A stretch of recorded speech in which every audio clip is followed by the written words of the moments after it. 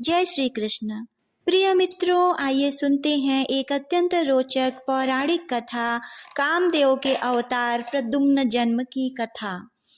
वैष्णव शास्त्रों में वासुदेव, प्रद्युम्न, अनिरुद्ध और संकर्षण ये भगवान के चतुर्व्यूह माने गए हैं। वैष्णव गायत्री में इन्हीं की उपासना है और ये ही वहाँ सृष्टि, स्थिति तथा लय के प्रधान कारण है। ये अनादि माने गए हैं और इनकी उपासना भी अनादि है। प्रद्युम्न जी कामदेव के अवतार माने जाते हैं।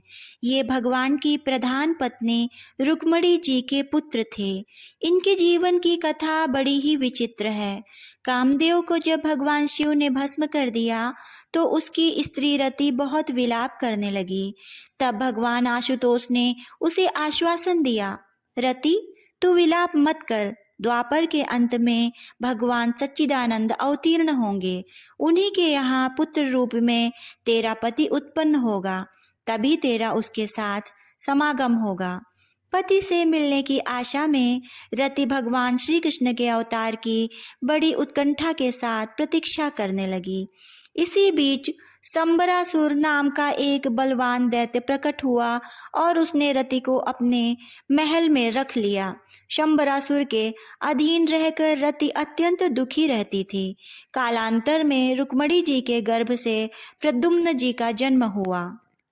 शंबरासुर को यह मालूम था कि श्री कृष्ण का जो पहला पुत्र रुक्मिणी जी के गर्भ से होगा वह मुझे मारना वाला होगा। जब उसने प्रद्युम्न जी के जन्म की बातें सुनी तो छठी के दिन वह अपनी माया से प्रद्युम्न जी को सूतिका गृह से चुरा लाया और उसे मृतक समझकर लवण सागर में डाल दिया। बालक प्रद्युम्न को एक मत्स्य निगल गया। मछुआरों ने जब जाल डालकर उस मत्स्य को पकड़ लिया और बड़ा मत्स्य समझकर उसे शंबरासुर को भेंट किया। शंबरासुर ने उसे अपने रसोइयों को पकाने के लिए दे दिया। रसोइयों ने जब उसके पेट को चीरा तो उसमें से बड़ा ही अद्भुत रूप लावण्य वाला एक जीवित बालक निकला। उन रसोइयों की स्वामिनी रति, जिसका उस समय नाम मायावती प्रसिद्ध था, पाक विद्या में बड़ी निपुण थी।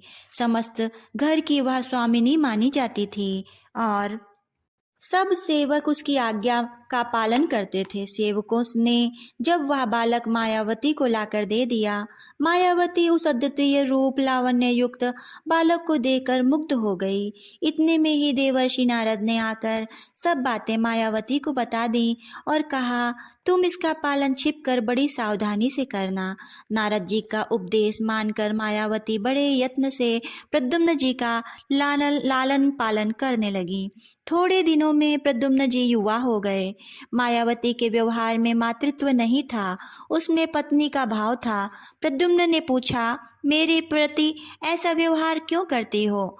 तब मायावती ने सब हाल बताया और कहा, आप मेरे जन्म जन्मांतर के पति हैं। इस दुष्ट शंबरासुर को मारकर मुझे द्वारिकापुरी ले चलिए। मायावती की सहायता से प्रद्युम्न जी ने शंबरासुर को मार डाला और मायावती के साथ विमान में बैठकर द्वारिकापुरी चले गए।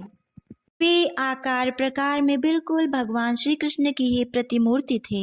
उन्हें श्री कृष्ण ही समझकर सभी रानियां लज्जा के कारण घरों में छिपने लगीं। प्रद्युम्न को देखकर रुक्मिणी का मात्र स्नेह उमड़ आया। उनके स्तनों से स्वयं ही दुग्ध बहने लगा। इतने में ही श्री कृष्ण वहां आ गए। सब कुछ जानते हुए भी वे कुछ नहीं बोले। रुक्मिणी जी सोच ही रही थी कि यदि मेरा पुत्र कहीं जीवित हो तो इतना ही बड़ा होगा। इतने में ही वीणा बजाते हुए देवर्षि नारद वहां आ पहुंचे। उन्होंने सारा वृत्तांत समझाया और रुक्मिणी से कहा कि यह तुम्हारा ही पुत्र है। यह शंबरासुर को मारकर यहाँ आया है। यह जो इसके साथ स्त्री है वह शंबरासुर की असली पत्नी नहीं है, इनकी ही पूर्व जन्म की पत्नी रति है। तुम इसमें किसी प्रकार का संदेह मत करना। नारद जी की बात का श्री कृष्ण भगवान ने अनुमोदन किया। रुक्मिणी जी ने अपने चिरकाल के भूले हुए पुत्र को छाती से लगाया और खूब स्नेह किया। सर्वत्र यह समाचार फैल गया। सभी भगवान की इस विचित्र लीला को सुनकर आश्चर्य करने लगे। प्रद्युम्न जी सुखपूर्वक द्वारिकापुरी में रहने लगे। ये चतुर्व्यूह में द्वितीय माने जाते हैं। वैष्णव शास्त्रों में इन सब व्यूहों की बड़ी विशद व्याख्या की गई है।